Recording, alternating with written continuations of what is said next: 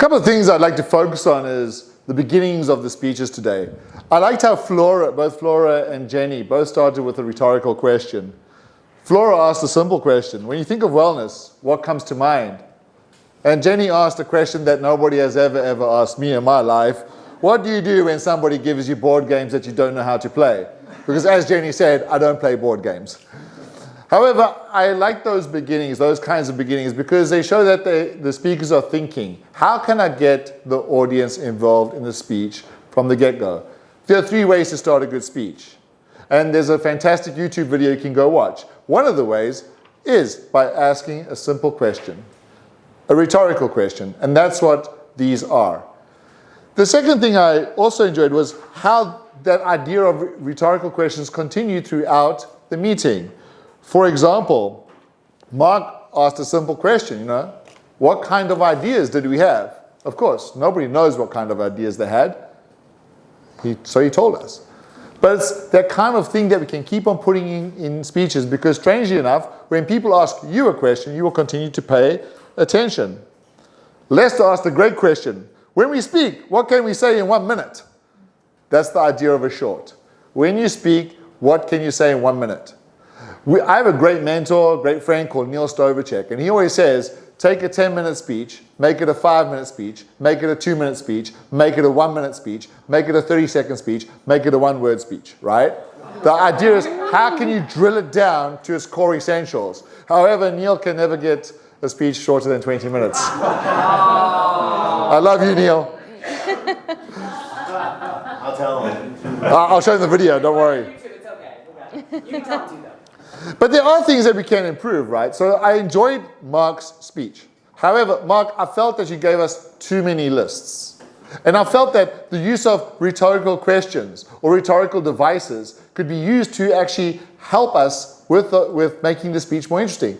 For example, I liked how Doug was using the rule of 3s. When Doug said, when he was talking about, what was it, growth and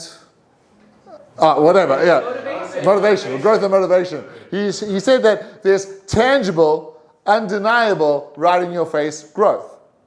But notice how he uses 2 really good words, tangible, undeniable. These are words that my mother would use, and my mother's English is very, very good. But then he gets down and dirty with right in your face. And so it's that kind of shock element that you can put into your speeches to make them better. For example, Jenny had a fantastic moment where she could have used that. She said, well, the first month I was busy. The second month I was busy. The third month, Vida called me. But she could have really emphasized that by saying, the first month I was busy. The second month I was busy. The third month, man, I realized I wasn't busy at all. And it would have added a little bit of difference, a little bit of unexpectedness into your speech. Mark, you could have actually added on, because you said, well, I'll try to do it like Mark did, right? Well, we had the wearable pen, we had the wearable marker, we had the wearable cup holder, we had the wearable, a lot of wearables on the arm, right?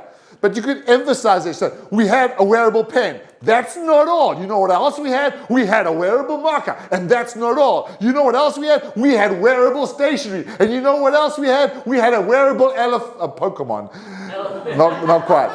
But you can really, really dig down by emphasizing, by stressing points. Instead of just standing up here, and I agree with Jonathan, you do have a very deadpan sense of humor. But instead of just giving into that, trying to come up with more creative ways to express yourself. When I come back to the idea of 3s, I think Flora best showed us that rule of 3, where her whole speech was about, the body, the mind, and the spirit. And that is just the classic triad in rhetoric. However, I felt that Flora used one rhetorical question to introduce the first topic. She said, how do we take care of our bodies? And that would have been a fantastic way to bridge to each one, but she didn't. She just found other ways to bridge to the other ideas. But she could have done something like, first, how do we take care of our bodies? Second, how do we take care of our minds? Third, how do we take care of our spirits? And you're creating this parallel structure within the speech that really, really gives it shape and gives us a way to follow the speech. So the one thing you can take away from this language evaluation is continue to build on the rhetorical devices that you practice here. Things like rhetorical questions, the rule of threes, an exaggerated language, and a little bit of hyperbole. And with those tools, you'll become an even better speaker. General Evaluator.